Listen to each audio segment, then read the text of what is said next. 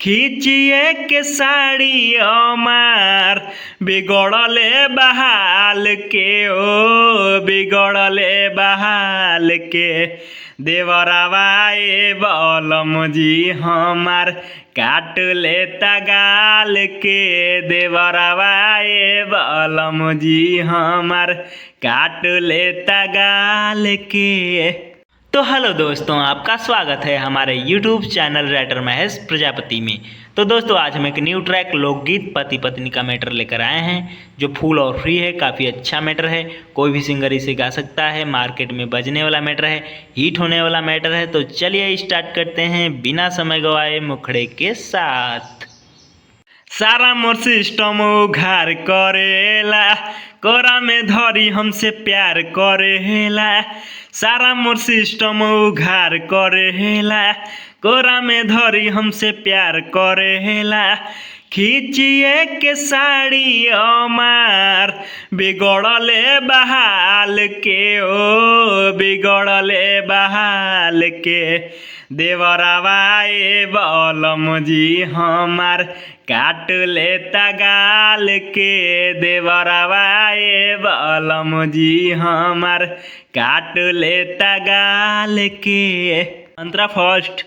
देखले बाजब से हमके पागल हो गईल, कएला जंग लाग जाई धइल धइल।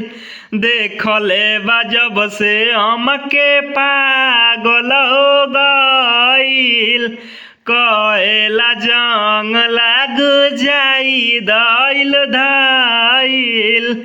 धरेला हमके जैसे धरे अपन माल के हो धरे अपन माल के देवरवा ए बलम जी हमार काट लेता गाल के देवरवा ए बलम जी हमार काट लेता गाल के। अंतरा सेकेंड। लेता उतरो जे माजा तू बाड़ बहरा, दई के कमर छोटुआ चोट देता गहरा। लेता उतरो जे माजा तू बाड़ बहरा, धई के कमर छोटुआ चोट देता गहरा।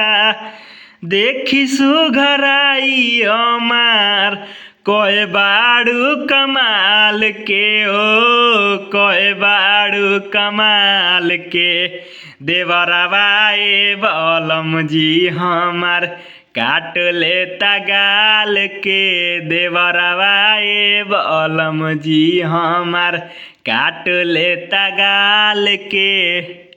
तो दोस्तों, इसी तरह का फुल और फ्री सॉन्ग पाने के लिए हमारे चैनल को सब्सक्राइब करें और वीडियो को लाइक करें, शेयर करें और कमेंट करें। तो चलिए मिलते हैं किसी नेक्स्ट वीडियो में किसी नए ट्रैक के साथ। तब तक के लिए बाय।